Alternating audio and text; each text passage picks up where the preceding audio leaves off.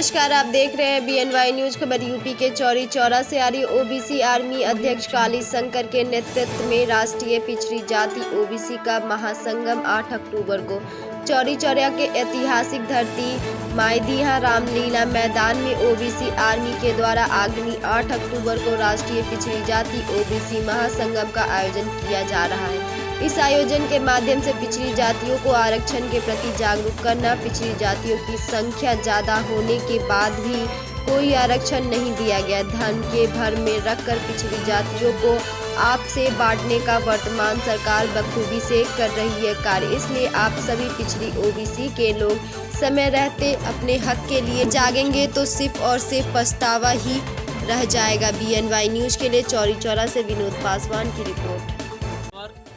2023 को चौरी चौरा की क्रांतिकारी ऐतिहासिक धरती पर एक बहुत बड़ा पिछड़े समाज का आयोजन होने जा रहा है, जो राष्ट्रीय स्तरीय है, जिसका नाम समाज ने जो रखा है राष्ट्रीय पिछड़ी जाति ओबीसी महासंगम, अर्थात पिछड़ी जातियों के देश के महासंगम होगा, जो उत्तर प्रदेश में पहली बार होने जा रहा है। और चौरी चौरा की धरती पर इस नाते रखा गया, समाज के लोगों ने जो निर्णय लिया गया, सभी समाज की पिछड़ी जातियों ने आगे बढ़ के कहा कि चौरी चौरा की क्रांतिकारी धरती से जो क्रांति हुई थी, उस क्रांति की धरती में पिछड़े और दलितों का आंदोलन आया था। और इसी नाते पिछड़ों का यह ऐतिहासिक कार्यक्रम अगर देश में कहीं होना चाहिए तो उत्तर प्रदेश के चौरी चौरा की क्रांतिकारी धरती पर होना चाहिए। और जिसका उद्देश्य जो है, जो पिछड़ा समाज है, उसके हकूक को दिलाने के लिए यहाँ पे ऐतिहासिक निर्णय होगा। क्योंकि देखा गया कि जितने भी राजनीतिक दल हैं वो केवल पिछड़ों का वोट, नोट और उनकी शक्ति, लाठी डंडे का उपयोग करते हैं, मगर उनको आज तक न्याय नहीं दिला पाए। बात शुरू होती है 1980 से, जब मंडल आयोग का गठन किया जाता है। और मंडल आयोग ने बीपी मंडल की अध्यक्षता में उन्होंने सरकार को 1980 में अपनी रिपोर्ट दी, जिसमें उन्होंने 40 रिकमेंडेशन दिया था और कहा था कि 1931 के जनगणना के अनुसार पिछड़ों को 52% का आरक्षण मिलना चाहिए। ये देखिए दुर्भाग्य कि 10 साल के बाद 1990 में जाके वीपी सिंह की सरकार ने 7 अगस्त को जाके केवल 2 रिकमेंडेशन लागू किया 27% आरक्षण का। विडंबना ये देखिए कि उस वक्त पूरे देश में हमारे आरक्षण का विरोध हो रहा था, 27% मात्र, जबकि हमारी आबादी देश में आज 60% है और हम लोग लगातार जाति जनगणना की बात कर रहे हैं। मगर एक बात देखिए कि जब ये पिछड़ी जातियों के जो रहनुमा, जो नेता बनते हैं, जो पार्टियां बनती हैं, वो कहती हैं कि पिछड़ी की जाति जनगणना होनी चाहिए, मैं पूछना चाहता हूं उनसे, जब वो सत्ता में रहते हैं तो क्यों उनकी आवाज नहीं निकलती? उनके अंदर पावर होता है और वो चाहते तो जातिगत जनगणना करा सकते थे, जैसे आज बिहार में हो रहा है।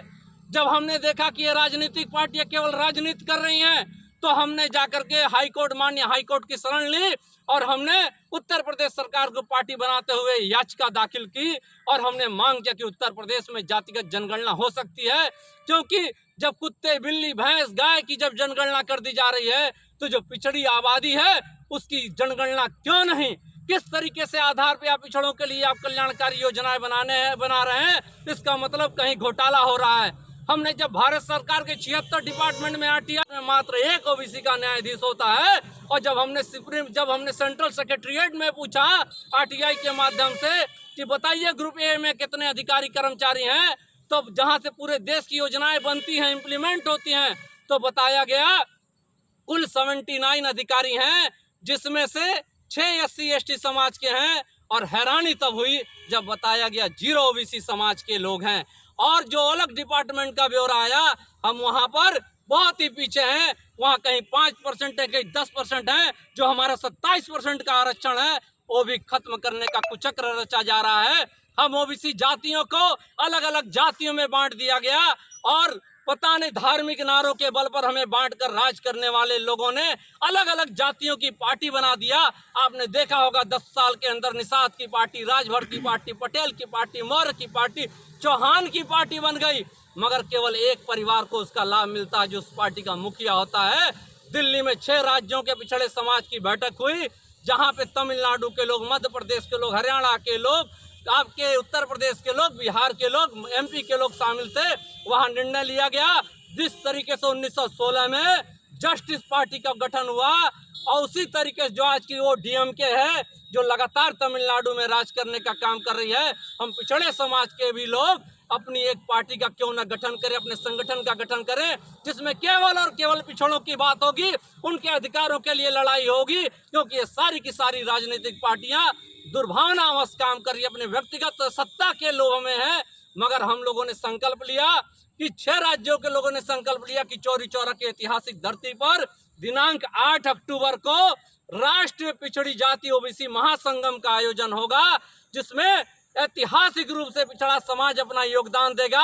और आप लोगों के माध्यम से पिछड़े समाज से हाथ जोड़ करके विनती भी करना चाहते हैं कि हे पिछड़े समाज के लोगों, जो आपसी भेदभाव है उसको खत्म करो, इन बड़े बड़े राजनीतिक पार्टियों के भुलावे में मत आओ। अब अपनी लड़ाई तुमको स्वयं आगे आकर लड़ना होगा, क्योंकि तुम्हारी हस्ती खत्म करने का प्रयास किया जा रहा है। आज उत्तर प्रदेश की विधानसभा में देख लीजिए, नंबर 1 पे किस जाति के लोग हैं, नंबर 2 पे किस जाति के लोग हैं, और पिछड़ा समाज कहाँ है।